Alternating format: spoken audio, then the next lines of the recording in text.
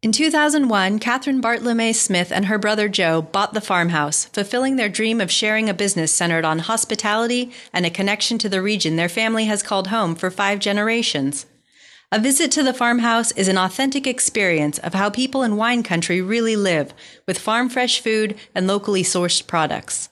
But this didn't come without an inspired vision and a lot of hard work. In the beginning, they tried to do everything themselves. Quickly, they realized the importance of hiring key people to concentrate on day-to-day operations so they could focus on implementing their vision. The first 7 years, they made improvements as they could.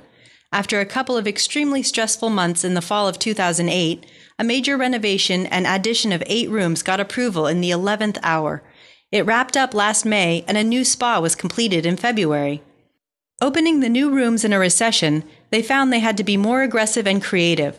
They launched new initiatives, partnered with travel agencies, and got involved in social media.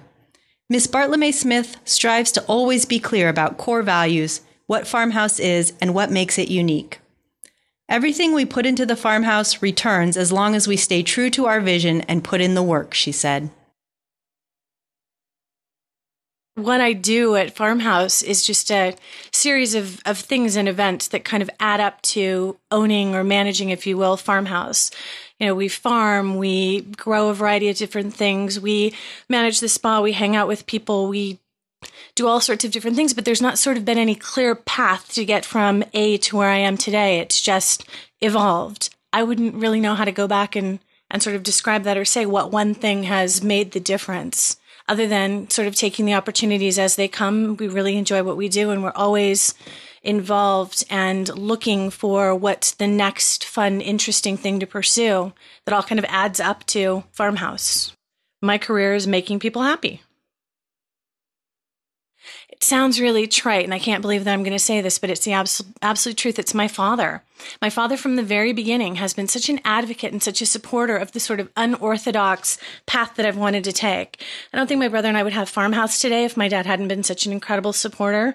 I don't think that I ever would have been in the wine industry or gotten as far in the wine industry if I did, if my father hadn't actually decided that there was this job that I should have. So he wrote a letter, he sent it out. I was offered an interview. I said to my dad, you know, that's not a very ethical thing to do. And he said, yeah, I know, but I think it's really the job for you. So I took the interview. I walked in. I told the man that was interviewing me, I got to tell you, I didn't write that letter. My dad did. He screamed with laughter. We had an amazing interview, and I worked for him for 9 years.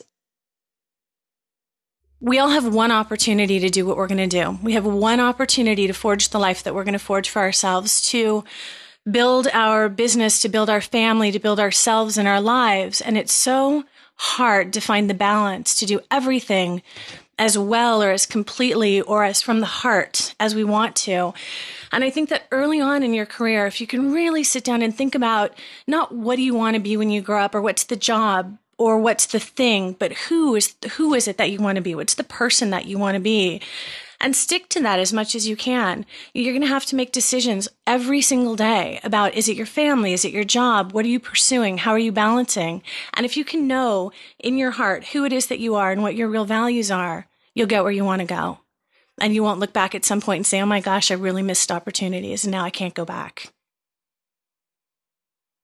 If you can find out what it is in life that you really love, if you can figure out who you are and what you love and what your great passion is, and if you can find the courage and the support and the opportunities to follow that passion, to follow your real dreams, your real belief about who you are and what's important in the world, you can have the most incredibly integrated and exciting and memorable and positive career and life experience that you can imagine. But you've got to know who you are, and you've got to stay true to it, even if it's hard, and it is hard. It's not easy to be true to what you believe. It's easy in our society to cut corners, to slip a little bit, to look at what the ultimate goal is, as opposed to the process of your life day by day. But if you can stick with it day by day, it's such a richer and fuller experience than if you just look at the goal and do what you have to do to get there.